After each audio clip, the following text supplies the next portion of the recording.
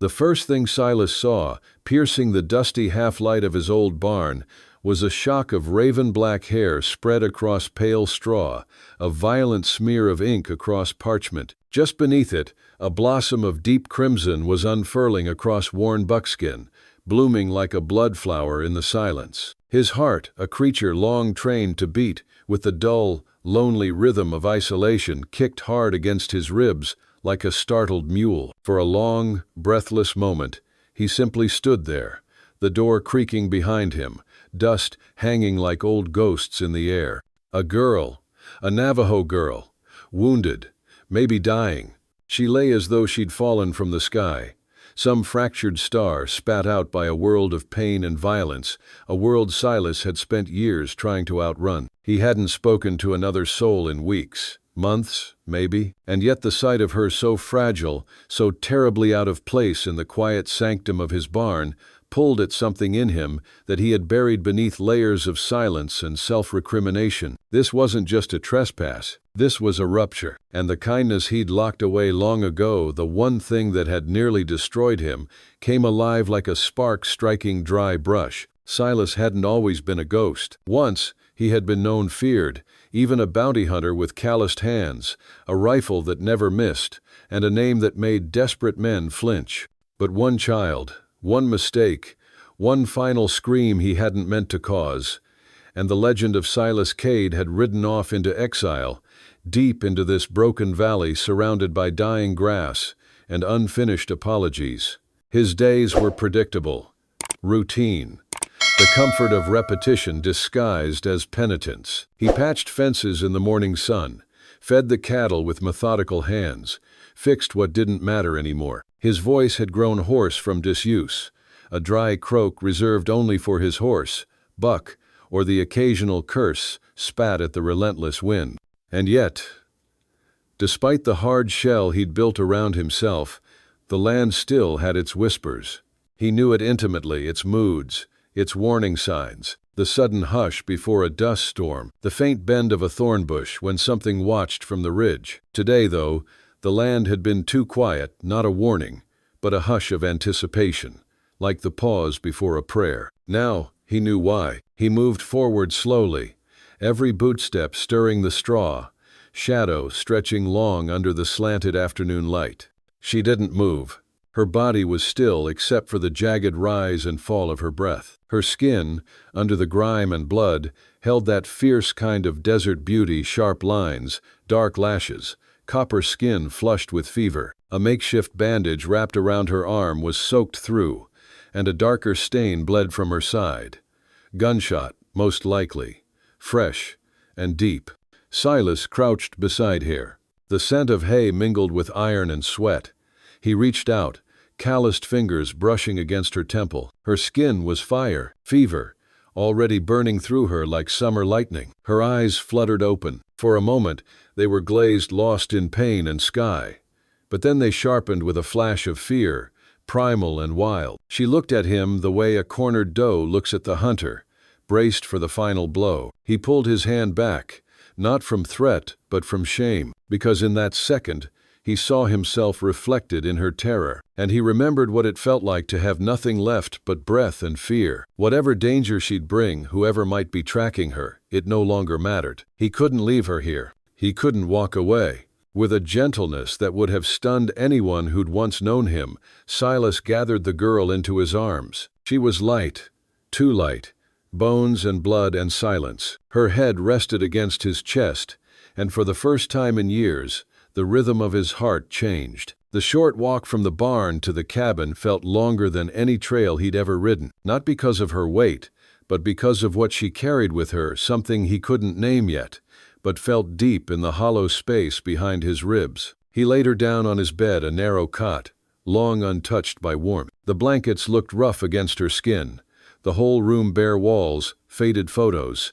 The fireplace with its cold ashes felt suddenly inadequate, like a shrine abandoned too long. He moved quickly, without speaking. The kettle hissed over the hearth. The sharp scent of carbolic soap filled the air. He washed the wound with steady hands, even as sweat slicked his back. Blood, bruises, old ones and new. Whoever had done this hadn't just tried to kill her. They'd meant to erase her. He tore strips from his own shirt, the one Martha had sewn for him years ago, and bound her with care. Each touch was deliberate, his hands trembling only when she moaned, slipping into fevered sleep. Outside, the wind shifted. A hawk cried far above the ridge. Inside, the cabin held its breath. Silas sat beside her through the night. Once, she stirred and muttered something in a language he didn't know, but the tone, the melody, was soft. A lullaby, maybe. A prayer to ancestors. Or perhaps a goodbye. But she didn't. She held on. And so did he. Not because he had to, not because he owed the world any more good deeds, but because for the first time in years, he wanted to. Not to erase what he'd done, but to protect what he hadn't yet lost. For 3 days and nights, fever held Lila in its brutal grip. Silas barely slept. His world, once anchored by silence and solitude, had narrowed to the shape of a narrow cot, the sound of shallow, ragged breathing, and the unbearable heat radiating from her skin. The woman Lila had become the center of everything, and he didn't know how it had happened. She murmured in a tongue he couldn't understand, sometimes soft like wind through canyon grass, sometimes sharp and broken like bones beneath boots. Words of pain, maybe fear. Once or twice she flinched from him, arms jerking in weakness, and he'd step back quickly, muttering nonsense in the low, soothing voice he used for spooked colts. Sometimes it worked. Sometimes she simply drifted further from consciousness, caught in whatever nightmare gripped her. Silas had never nursed anyone before. His care was clumsy, instinctive. He boiled water, cleaned the festering wound in her side, changed bandages he tore from his own shirts. His hands, which had once drawn guns with lethal ease, now shook as they brushed sweat from her brow. The fever came and went in waves. When it peaked, she shook with eyes rolling, jaw clenched, her back arching slightly in pain. He held her through those moments, whispering whatever came to mind. Fragments of old cowboy ballads, prayers he no longer believed in, the name she had not yet told him. By the 5th night, he knew the rhythms of her breath better than his own. Every gasp, every twitch of her fingers, mapped into his brain like the creases in his saddle. He didn't know what had happened to him, only that he hadn't cared this deeply for another living soul in years, maybe ever. And yet, the danger of her presence hung heavy in the room. She wasn't just wounded, she was hunted. And by choosing to help her, Silas had made himself part of the hunt. He kept his Winchester within reach, checked the latch on the door twice each night, scanned the horizon more often than before, his instincts slowly stirring awake after years of self-imposed stillness. That old tracker's awareness, dulled by grief and time, was sharpening again, not just for himself, but for her. Then, like a summer thunderstorm, the fever broke sudden and absolute. She cried out once, low and hoarse, then went still. A slick of sweat coated her brow. Her chest rose, slower now, more even. And when her eyes opened, there was no more fog in them, only clarity, wariness, and something else he couldn't name. They said nothing for hours. He brought her water from the creek. She drank it slowly, with shaking hands. When he offered rabbit stew later, she managed a few bites before sleep took her again, less fevered this time. Healing. She was still weak the next day, but strong enough to sit up, to touch the wound at her side with a wince of recognition. Her gaze followed him now, watchful, questioning. He wasn't sure what she saw when she looked at him.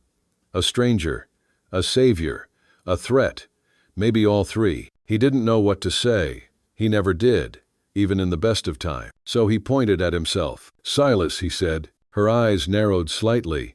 Then, very softly, she whispered, "Silas?" He nodded. Then, hesitantly, he pointed toward her. Silence.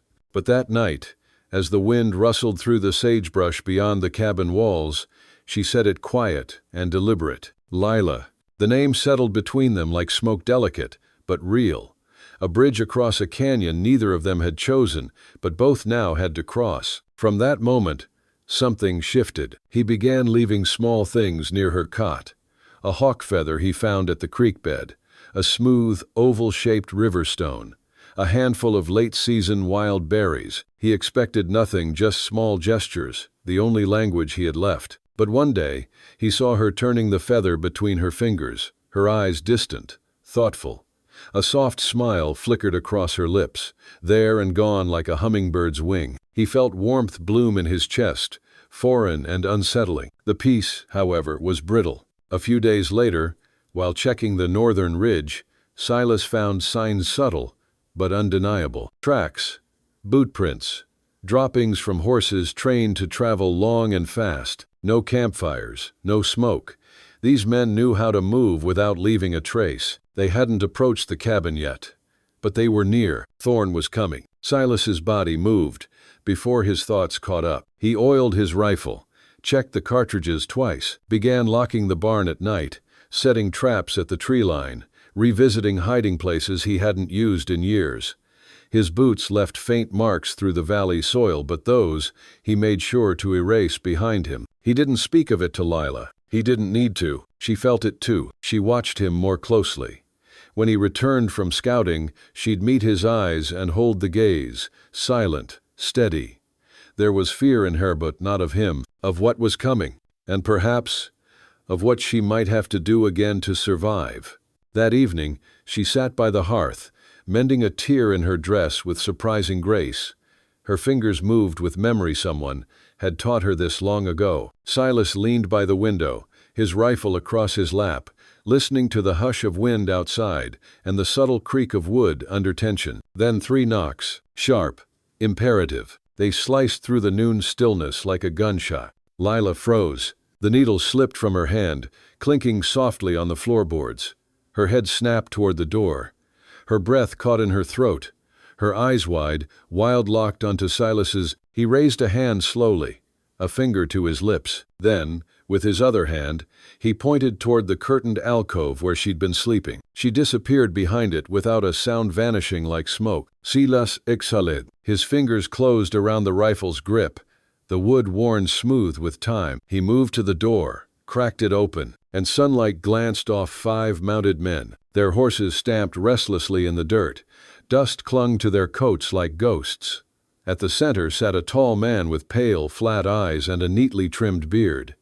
His coat was clean, his saddle polished, but there was no softness in him, just a predator's stillness. Captain Thorn, and he had come knocking. Thorn wore a cavalry coat, brass buttons shining like teeth in the midday sun, but there was no soldier's honor in the way he sat a horse, nor in the way his pale eyes roamed. He was a man dressed in borrowed dignity, and beneath the fabric, only hunger and calculation remained. "Afternoon," he said smoothly, as if stopping by for coffee.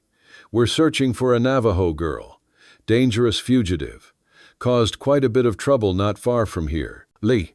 Silas leaned against the doorframe, boots planted firm, his face as unreadable as weathered stone. "Haven't seen any Navajo," he said. "Just me. Been quiet here." Thorn smiled, a thin, reptilian curl of the mouth. "This one's wounded," he said. "Couldn't have gotten far." His gaze slipped past Silas's shoulder, lingering too long on the barn behind him, trying to pierce the gloom.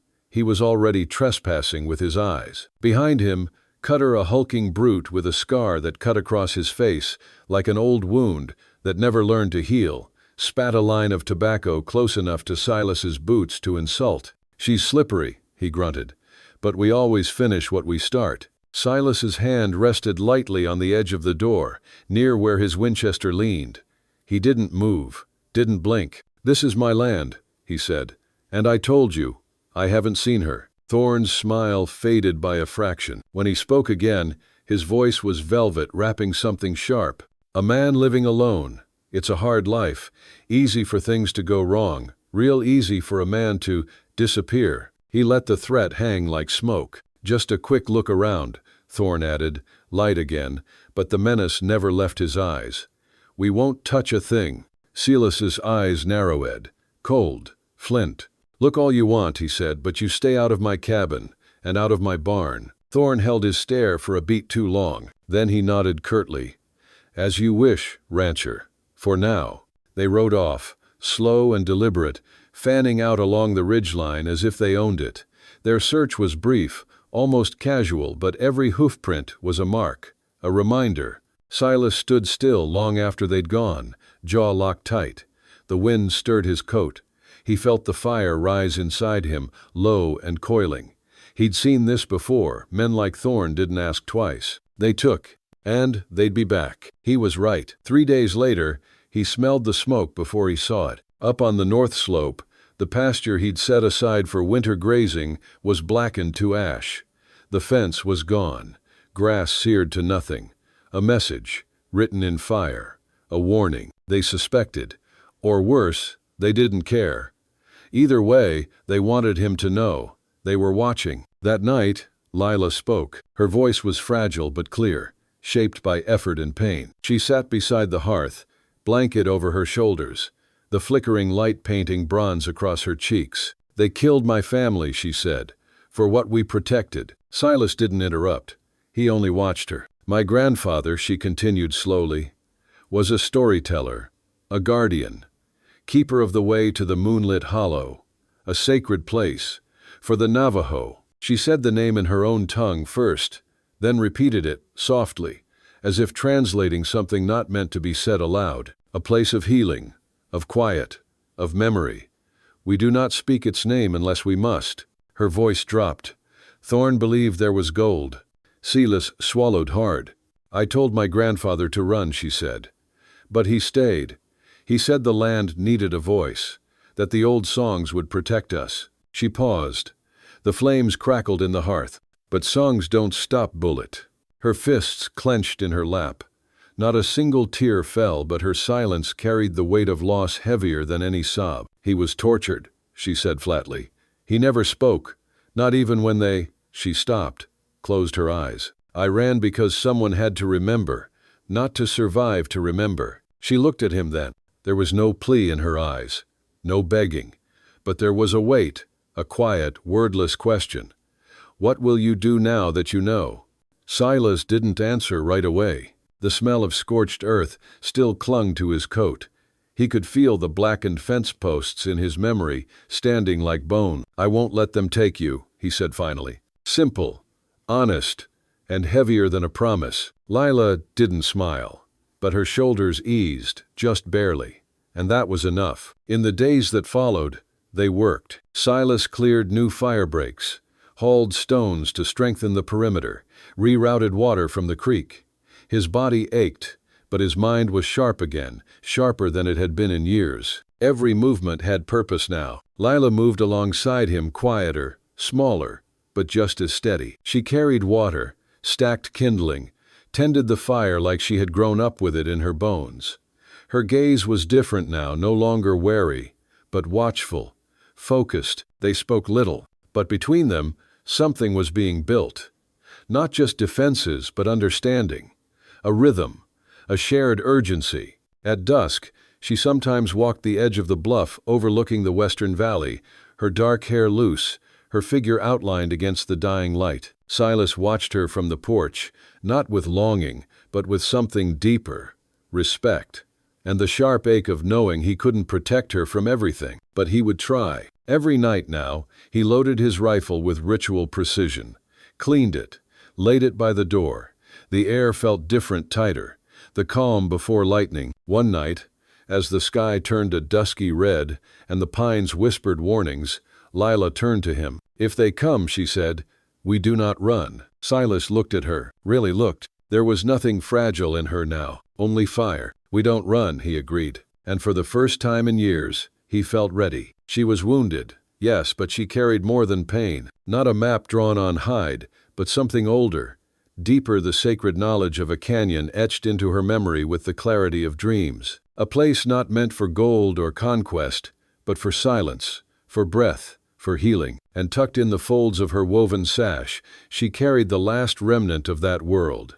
A small medicine bundle, wrapped in deerskin, tied with blue-dyed thread, and worn soft by generations of prayer. Inside it were pieces of her, her mother's whisper, her grandfather's song, the smell of sage, the drumbeat of the land before fire took it all. As Silas listened, rage, cold and familiar, crawled up his spine. He had known this kind of greed before, back when he was still young and wearing the blue. back when he rode with scouts who translated treaties for bullets. He remembered the village in the canyon, remembered the smoke, the cries. A Navajo elder blind in one eye, still singing until the singing was cut short. He had watched it all, and done nothing, and that shame had been poison ever since. That was why he'd left, why he'd buried himself in this quiet, between fences and horses, trying to pretend the world had nothing more to demand of him. But now, it had found him again. It had found her. He looked at Lila, at the way her eyes burned, not with hatred, but with defiance. At how she sat straight, even with pain in her ribs and bruises on her arms. She wasn't a fugitive. She was a flame still burning in the ashes of everything they'd tried to take from her. This wasn't just about hiding her anymore. This was about reckoning. The quiet rancher, the man who had sworn to forget, felt something ancient stir in his chest. The scout, the survivor, the man who had once navigated war like breath. The instincts had never died. They'd just been waiting. "He won't find it," Silas said, his voice rough as gravel, "and he won't take you." His hand moved, without thinking reached across the rough-hewn table, and covered hers. It was a brief touch, but something sparked, not just warmth, but recognition. Her eyes widened slightly, not in fear, but surprise. Then something else flickered behind them, a quiet acknowledgement, not of romance, but of shared fire. When he pulled back, the air between them had changed. The cabin, once a tomb, now felt charged. Not just with danger, but with purpose. They both knew. Thorn would return. Pride wouldn't let him walk away empty. Greed would drag him back like a noose. So Silas and Lila began to prepare, not in panic but with calm, grim purpose. The ranch would become more than a home. It would become a fortress, not just of logs and stone, but of two people refusing to vanish quietly. Silas's memory of every ridge, every rabbit trail, every angle of sunlight became their blueprint. Lila's instincts honed in the high desert filled in the rest. She showed him how to blend into shadows, how to scatter dried leaves over trails to muffle movement, how to smell when the wind shifted in warning. He, in turn, taught her how to shoot, not just aim, but feel the weapon, how to hold steady in wind, how to count seconds between reloads. She learned quickly. Wood piles became breastworks. Loose stones were rearranged into silent traps. The creek bed was channeled into a kill zone. A high rock outcrop became a sniper's perch. They worked from dawn until long after dusk. Sometimes their hands brushed, fingers grazing over rifle barrels or stones. Sometimes their eyes met across the field, both lined with dirt and sweat and something unnamed. Silas noticed how a strand of Lila's hair would always slip free of her braid and kiss her cheek. He noticed how she didn't complain, not even once, even when her bandages bled through. He watched the way she moved, not with grace, but with resilience, with intention, and she noticed him too, how his eyes, always shadowed, softened when they landed on her. How his voice, usually gravelly and spare, became quieter when he handed her food. How his strength didn't shout, it just was. Something stirred between them, a tension neither dared name, not desire, not yet, but something older, the kind of bond formed not by words, but by standing back to back in the face of thunder. On the fifth morning, the wind shifted. Lila's hand landed gently on his shoulder. Silas snapped awake, already reaching for the rifle. "They're coming," she whispered, her breath warm against his skin. Outside, far across the open plain, a long, low plume of dust uncoiled like a serpent. Riders. Thorn. And this time, he brought war. 12 men, maybe more. Cutter rode at his side, scar glittering like a brand beneath the sun. The others were mercenaries, rough-saddled, long-barreled, drunk on the promise of stolen gold. They approached the ranch like butchers eyeing a lamb. What they saw was a cabin. One man. Easy prey. They saw nothing of the fire in Lila, nothing of the steel in Silas. The first shot rang out, not from the cabin, but from the rocks above. Thorn's lead scout, the one riding point, dropped like a stone, rifle clattering beside him. His horse screamed and bolted. Chaos. Shouts. Riders fanning out, some ducking for cover, others wheeling back in panic. Then came the second crack. Another man tumbled from his saddle, landing hard near the creek bed. The rest scrambled. Silas chambered another round, eyes cold, heart steady. Below, Lila waited in the barn's shadow, bow in hand, quiet and invisible in the half-light. She moved like water through dry grass, her face painted in ash and charcoal, breath slow and measured. They were no longer just a man and a woman. They were a unit, and this was their land now. From the woods came the rustle of boots, the hiss of commands. Thorn's voice, sharp and clipped, trying to regain control. Too late. Cutter stepped onto the path toward the barn and triggered the tripwire. A cluster of rocks cascaded from the ridge above, burying him in dust and blood. He roared, wounded, not dead but shaken. The illusion of invincibility cracked. Silas fired again. The men faltered. They had expected a lamb, but the lamb had grown fangs. The fire crackled low that evening as twilight swallowed the canyon in hues of amber and charcoal. Smoke from the burial pyre still lingered, curling like ghosts into the indigo sky. Lila sat cross-legged near the edge of the bluff, her silhouette sharp against the horizon, the wind playing with the strands of hair that had come loose from her braid. Silas stood a few feet behind her, silent, letting her have this moment. He knew she was Navajo, her blood tied to a people from further north, her tongue seasoned with a softer dialect, but her spirit carried the same fire as the ancestors she mourned. She didn't need to belong to a specific tribe to feel the ache of land desecrated, of honor tarnished, of silence broken by men who mistook decency for weakness. This land, though new to her, had called to her bones, just as she had called something long buried within him. Silas took off his hat, holding it over his heart as she sang a second verse, her voice rising strong and unwavering into the dusk.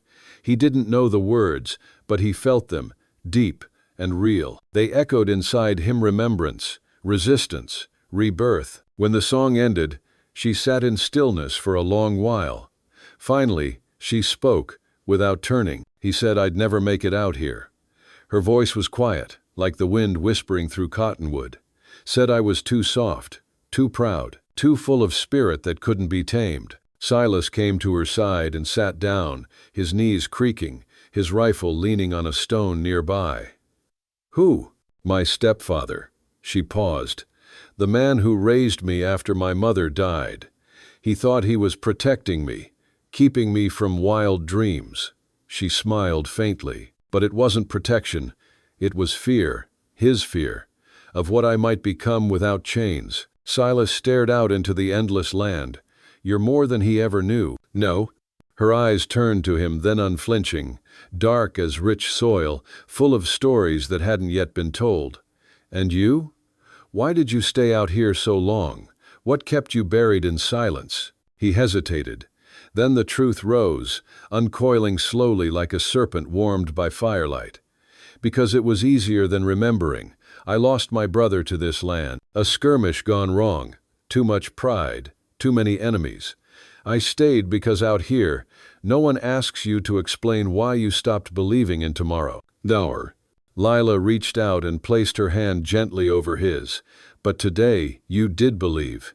You fought for me. For this place." Silas looked down at her fingers, rough from work, strong from survival, but warm tender in a way that caught him off guard. "You gave me a reason." A long silence settled between them, not uncomfortable, but weighted full of all that had passed and all that now stretched ahead. The night grew cooler, stars scattering across the velvet dome above, their reflection flickering in the dark water near the cabin. Later, they moved inside.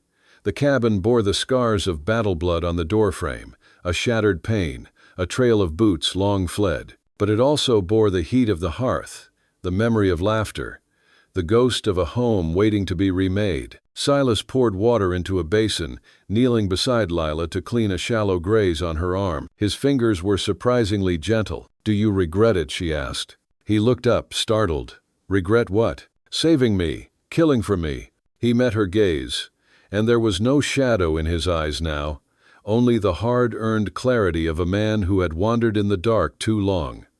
"I regret not finding you sooner." She studied him, not as a man, not as a savior, but as a human being whose heart had been asleep and now stirred with something fierce and unfamiliar. "You don't owe me anything," she said quietly. I know, he replied, but I still want to stay, if you'll have me. The words hung between them like a prayer. Lila stood then, walked to the small window where the moon hung like a sentinel. We'll rebuild the barn first.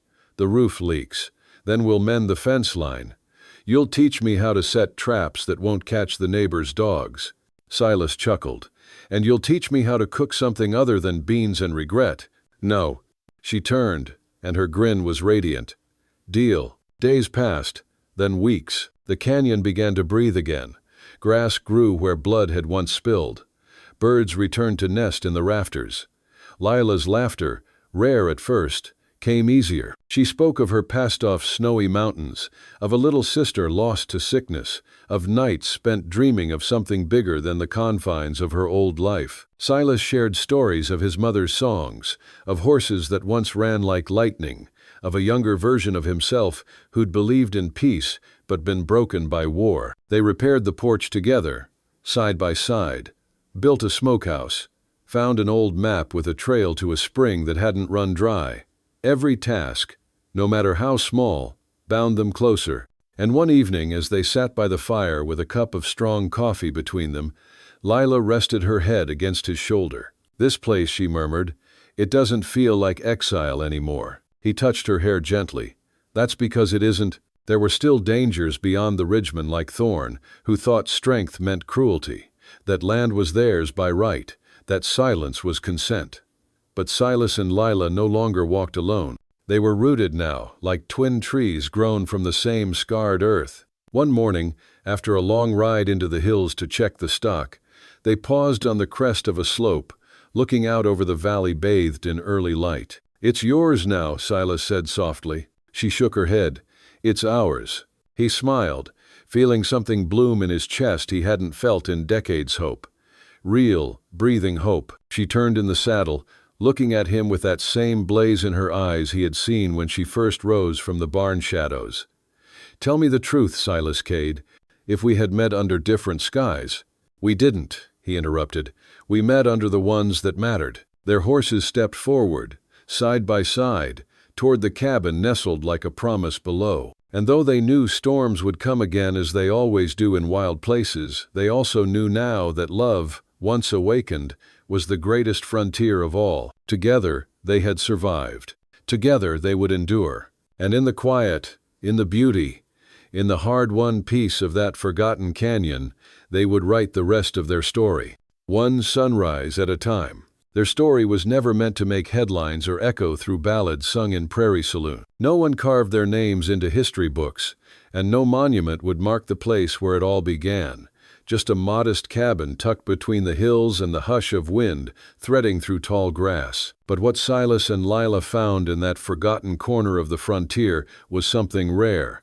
A love forged not in fantasy, but in pain, fire, and the quiet choice to stay when it would have been easier to walk away. Silas hadn't set out to find love.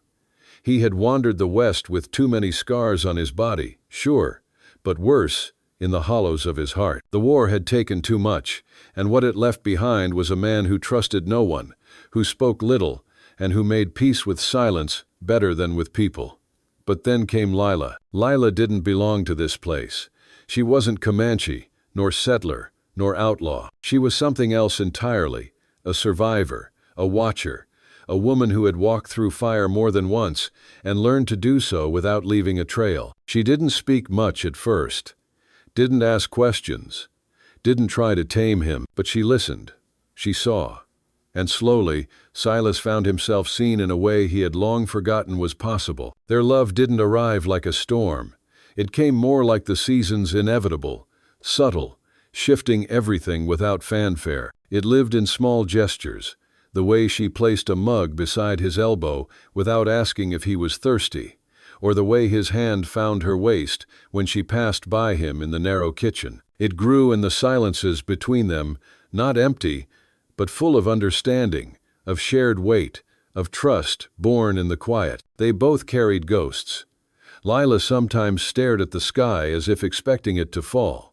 Silas flinched in his sleep and never spoke of what haunted him. But now they had each other, someone to hold the shadows with, someone to witness the ache, without demanding it be named. And maybe that was what made it real.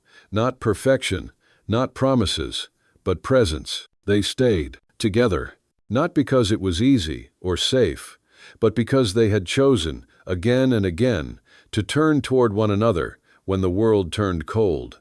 In a land carved by violence, they built something human, a life, a home, a fire that never quite went out. And sometimes, that's all a love story ever really needs. But love, like the land they lived on, was never still. It shifted beneath their feet, like the brittle crust of drought-thirsty earth or the soft crumble of snow after thaw. And even as the seasons turned, and the cabin filled with the scent of cedarwood smoke and coffee grounds, there were days when silence returned not as comfort but as a test. There were mornings when Silas would stare out the window long after dawn, hands unmoving around a tin cup gone cold. His body sat in the room, but his mind drifted somewhere else, to the ghost town of his memories, to faces lost in the smoke of war. Lila would watch him, not with impatience, but with the gentle ache of knowing she could not follow him there. She never tried. Instead, she would hum.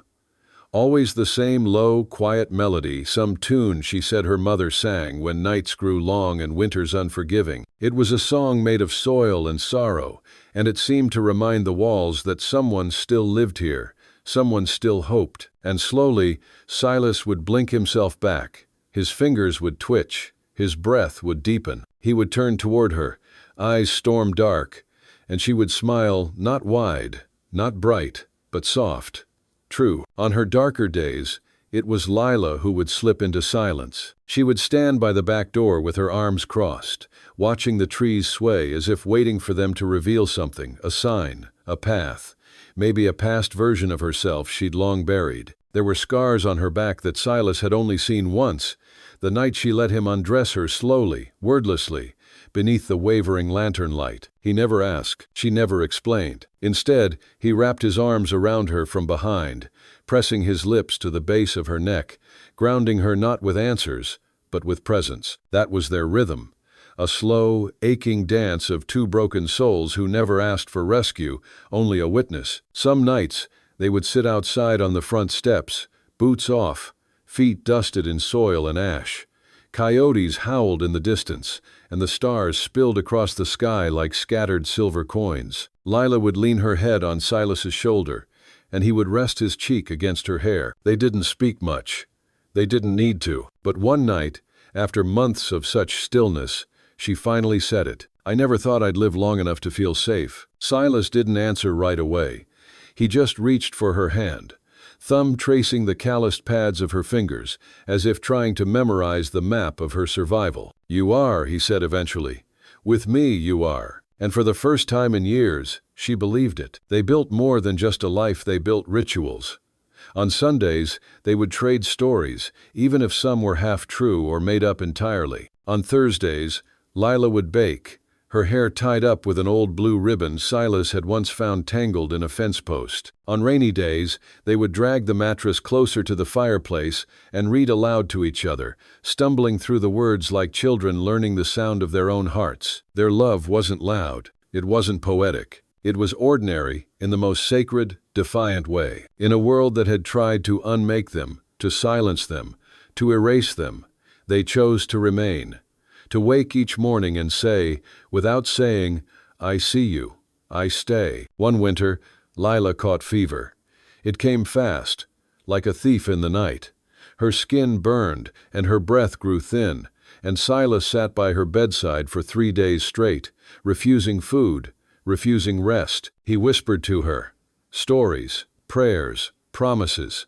He read from a torn book they'd found at an abandoned trading post, something about wolves and daughters and mountains that never bowed. On the 4th morning, her fever broke. When she opened her eyes and saw him slumped over the bed, face streaked with tears and ash, she reached for him and said, barely audible, "You stayed." He only nodded, choking on the words he didn't know how to say. Years later, when gray threaded through his beard and her hands began to shake when she poured water, their love remained steady, not young, not wild, but rooted. They had planted a garden that fed no one but themselves. They had written no vows and held no ceremony. But the land remembered them, the wind carried the shape of their laughter, and the stones beneath their home stayed warm long after they were gone. And in the way of quiet legends, theirs endured not in stories told around fires, but in the soil, in the worn steps of the porch, in the wildflowers that returned every spring by the fence line. Because some love stories aren't meant to be told, they're meant to be lived. And Silas and Lila, they lived together, completely, quietly, always.